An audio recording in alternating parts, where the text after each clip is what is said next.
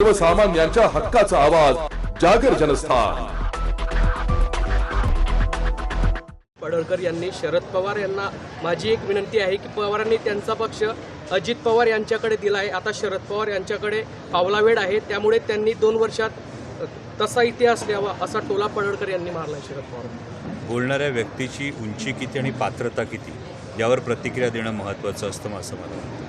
अजितदादांना कार्यक्रमामध्ये भाषण करू दिले जात नाही, एकनाथ शिंदे यांना सुद्धा वगळलं जातं, दोन्ही नाराज असून महायुतीत सध्या धुसफूस सुरू असल्याचं बोललं जात आहे। सध्याच्या बेरोजगारीचे आकडे सांगाल, सध्याच्या महागाईचे आकडे सांगाल, मला वाटतं यावर आपण भाष्य केलं तर फार उचित ठरेल।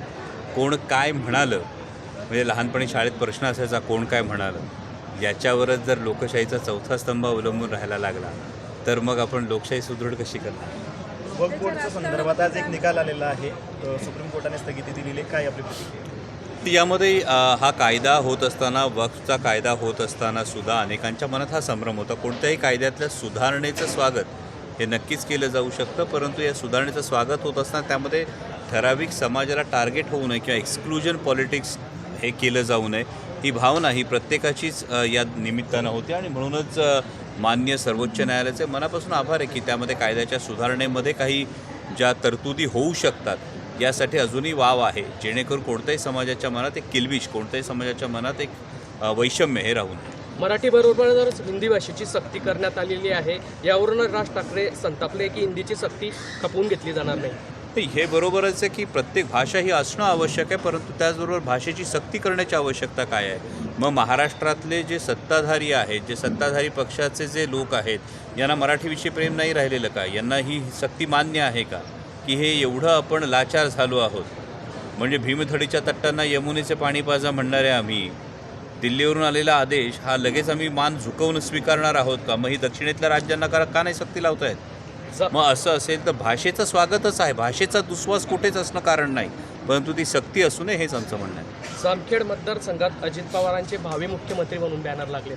हे उपमुख्यमंत्री आहेत आत्ता, अनेक वर्ष आदरणीय दादा हे राजकारणात आहेत आणि त्यामुळे जर त्यांच्या कार्यकर्त्याला वाटत असेल भावी मुख्यमंत्री, उद्या तुमच्या वाढदिवसाला जर ज्या चॅनलसाठी तुम्ही काम करताय त्याचे भावी संपादक असं जर बॅनर लागला तर वाईट काय वाटायचं? तुमच्या कार्यकर्त्याची भावना आहे। वाघ्या कुत्र्याला हटवण्याच्या मागणीवरून समिती स्थापन केली जाणार असल्याचं फडणवीसांनी सांगितलंय।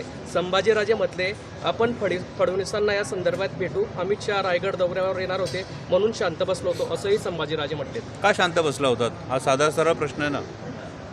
केंद्रीय गृहमंत्री येणार होते, तिथेच एक घाव दोन तुकडे झाले असते ना।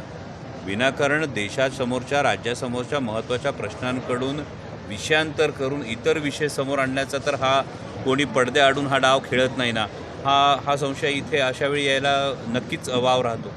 श्रीगोंद्यामध्ये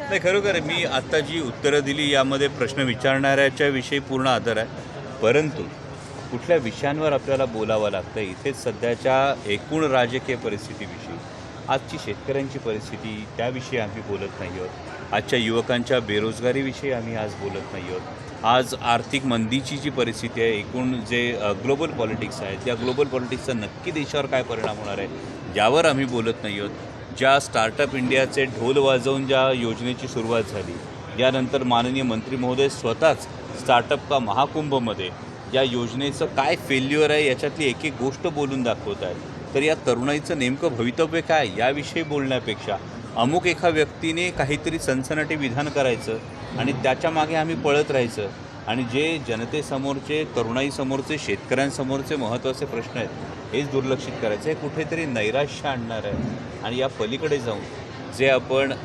प्रतिक्रियावादी राजकारण आहे याच्या पलीकडे जाऊन कुठेतरी प्रक्रियावादी राजकारणाकडे जायची वेळ आहे।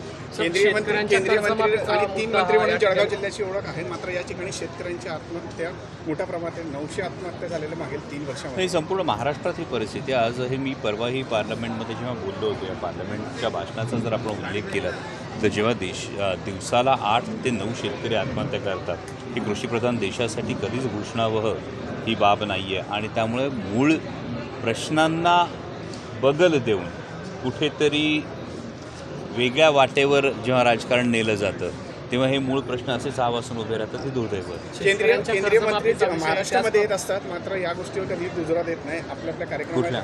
केंद्रीय मंत्री महाराष्ट्रामध्ये काही दौरे करत असतात. उदाहरण अमित शहानी दौरा केला होता मागच्या काळात, मात्र कुठलाही शेतकरी किंवा कुठल्या विषयावर ते ठोस बोलत नाही. दौरे करतात महाराष्ट्रात. हे दुर्दैव आहे आणि त्यामुळे महाराष्ट्रातल्या सत्ताधाऱ्यांनी ज्या सत्तेत आहेत, आज एक मुख्यमंत्री, दोन उपमुख्यमंत्री आहेत आणि कालच माननीय मुख्यमंत्री देवेंद्रजी फडणवीस यांनी डबल इंजिनचा बूस्टर डोस असं म्हटलं आहे. आणि डबल इंजिनच्या बूस्टर डोसला जर शेतकऱ्यांच्या व्यथा सोडवता येत नसतील, डबल इंजिनचा बूस्टर डोस जर तेवढ्याच घाईघाईने शेतकऱ्यांच्या कर्जमाफीवरून युटर्न मारणार असेल, डबल इंजिनचा बूस्टर डोस जर लाडक्या बहिणींना वेगवेगळे निकष लावून ज्यांनी आशेने तुम्हाला मतं दिली, ज्या योजनेचा तुम्ही गवगवा केला आणि म्हणून त्यांनी तुम्हाला मतं दिली, आता मात्र त्याच्यामध्ये बरोबर जी छटणी आहे, जी काटछाट ही त्यांच्या याद्यांमधली, की डबल इंजिनचा बूस्टर डोस जर करत असेल तर माझी विनंती एवढीच आहे की डबल इंजिनच्या या बूस्टर डोसमध्ये एवढा स्वाभिमान असावा की महाराष्ट्राचे प्रश्न हे ठामपणे केंद्रातल्या मंत्र्यांसमोर, केंद्रासमोर मांडण्याचा हा डबल इंजिनच्या बूस्टर डोसमध्ये हा ठामपणा यावा, या शुभेच्छा आहेत. सर, एक महिलांचा शेवटचा सन्मान प्रश्न असतो, मात्र निवडणुकीच्या आधी 2100 रुपये जाहीर करायचं बोललं होतं, मात्र एप्रिल महिना आलेला आहे, अद्यापही महिलांना 1500 रुपये हप्ता मिळतात. कुठेतरी डबल इंजिनचा बूस्टर डोस, कशा पद्धतीने डबल इंजिनचा बूस्टर डोस. मला गंमत हीच वाटते की तुम्ही हे प्रश्न सगळे जे विरोधकांना विचारतात, हे डबल इंजिनच्या बूस्टर डोसला विचारा ना हे प्रश्न, की ज्या माता भगिनींना 2100 रुपये, आज मे महिना आलेला आहे तरीसुद्धा ते 2100 रुपये तर आता येऊ घातला ना मी, तर तुम्हाला अजूनही त्या 2100 तर सोडाच, पण आहे त्या संख्येतही कमी जे होतं आहे, जर ज्या डिस्क्वालिफाय होत आहे, मग तेवढ्या लाडक्या बहिणींची मतं तरी परत करून टाका ना. त्यांचा जर यादीत समावेश नाही तर त्यांची मतंही परत करून टाका, लगेच महाराष्ट्राचा निकाल बदलेल. आपल्याकडनं सल्ला आहे, प्रश्न आपल्या आहे, वतीनं सल्ला जळगाव आहे, सर. जिल्ह्यामध्ये सर, अवकाळी आपल्या वतीनं पावसामुळे सल्ला आहे का? साधी महत्त्वाची गोष्ट सर, यामध्ये लाडक्या बहिणींच्या बरोबर दाजींच्या शेतमालाला भाव नाही. दाजी आजही कर्जमाफीसाठी वाट बघत आहेत, त्यामुळं लाडक्या बहिणींची काळजी तर घ्याच, पण दाजींना ज्या कर्जमाफीचं प्रॉमिस दिलं होतं, जे वचन दिलं होतं, ती कर्जमाफी सुद्धा ही भावना आहे. सर